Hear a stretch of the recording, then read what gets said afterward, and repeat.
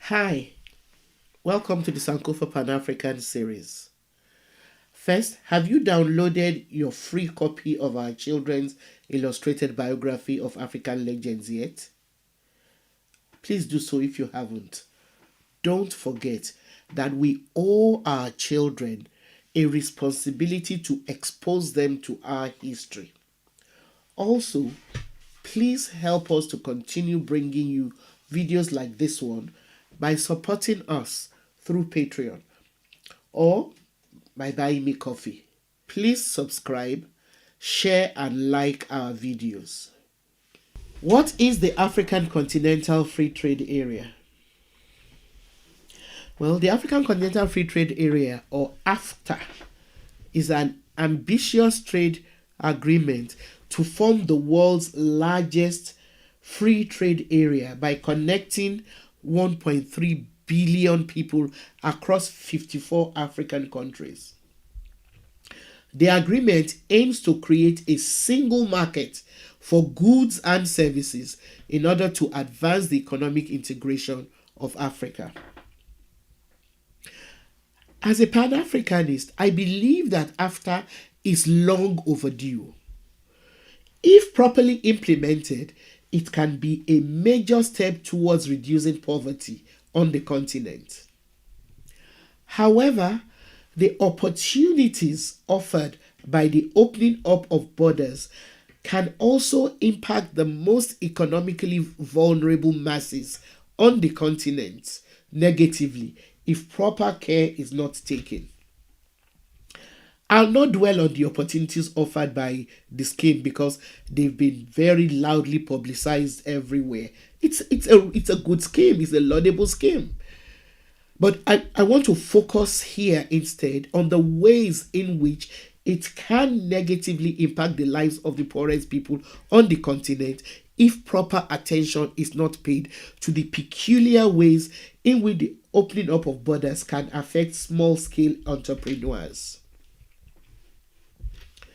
Africa is a continent that does not only have 33 out of the 47 least developed countries, but it is also the continent with the greatest level of income disparity than any other continent where free trade areas have been introduced, like ASEAN in Asia and CARICOM in the Caribbean.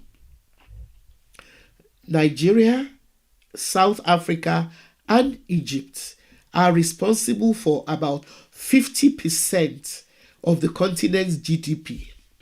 That's how dispersed it is.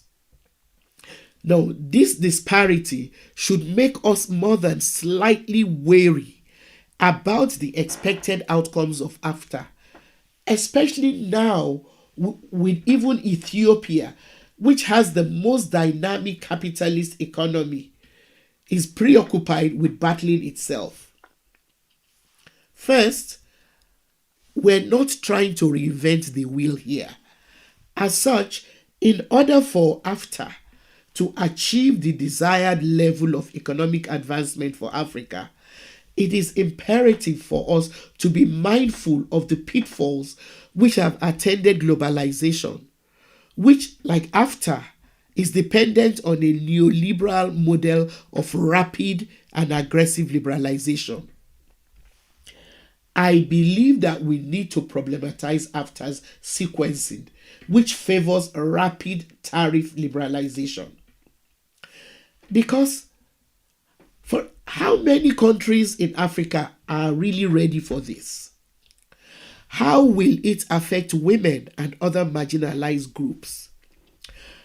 When tariffs are removed, how will it impact the revenue of the countries and their ability to provide social services that women and other vulnerable groups depend on?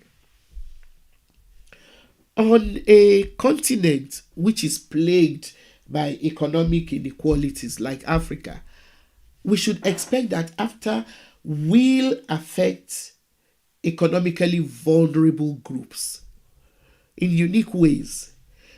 As it is, Small farmers and traders have very little access to and control of economic resources. They have very little participation in decision making.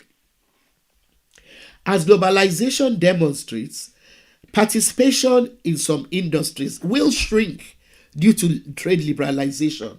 An example of this kind of problem that we might find played out more frequently is the scandalous KFC potato gate in Kenya, where KFC, a multinational, prefers to import potatoes from Egypt instead of sourcing them locally in Kenya where they are selling their goods.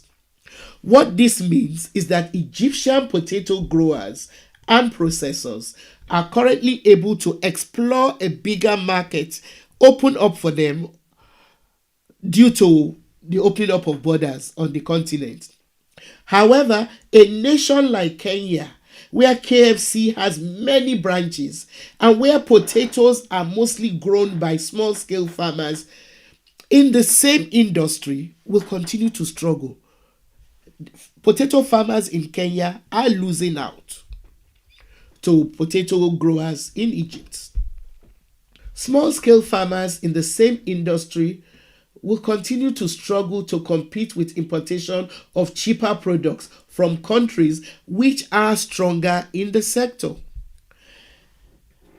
Again, after annex provisions on rules of origin, standards, and phytosanitary measures should therefore be scrutinized. Also, the nature of the annexed rules seems neither sufficiently flexible to improve market access for African products, nor are they robust enough to defend African producers against non-African products and enterprises. Such limitations are likely, to affect small entrepreneurs because of their limited productive capacities to integrate in the market. And we have seen how this has played out as a result of globalization. Again, when we look closely at other schemes similar to AfTA, like ASEAN and CARICOM, we will see that while in some instances employment increased in the unskilled sector, the ability of small traders and farmers to expand their businesses still face several barriers. Again, are the provisions in the AfTA agreement adequate to ensure the necessary policy space to support a wide range of domestic SMEs and other businesses that are operating under more constrained economic business environments? The capacities of SMEs and MSMEs need to be developed in order to compete against larger and relatively better financed enterprises from other countries. I don't mean to be pessimistic about AfTA. I'm completely committed to any process that would move us closer to the achievement of the Pan-African goal. But I believe that the lessons learned from globalization, if properly acknowledged, will help structure AfTA better. For instance, on a global level, trade liberalization has led to increased privatization of public goods and services. And the impact of this has been borne by the poorest in the world. So how will AfTA protect essential goods and essential services from privatization? It is doubtful whether or not the proposed 10% margin for sensitive products is sufficient to facilitate intra-African trade, especially for SMEs and MSMEs. To ensure that preferential tariff options are not restrictive for small-scale operators, a detailed analysis of their implications on small-scale operators under AfTA should be conducted at individual country levels.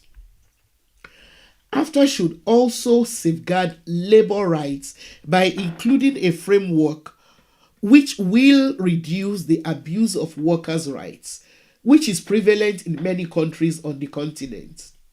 Legalized exploitation of workers through export processing zones, EPZs, must be avoided within the AfTA through the inclusion of a Pan-African workers' rights.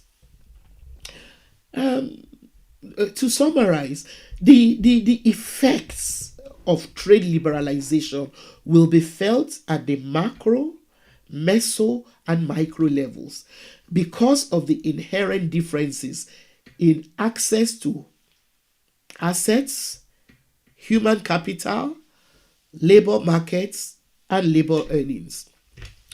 At the macro level, it is hoped that gaps in market participation will narrow if sectors that expand through trade liberalization are more than the sectors that contract.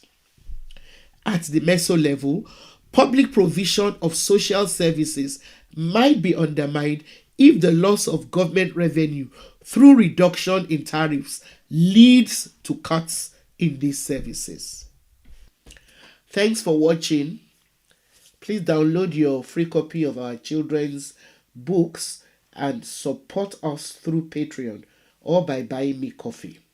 Also, tell your friends about this channel. Thank you.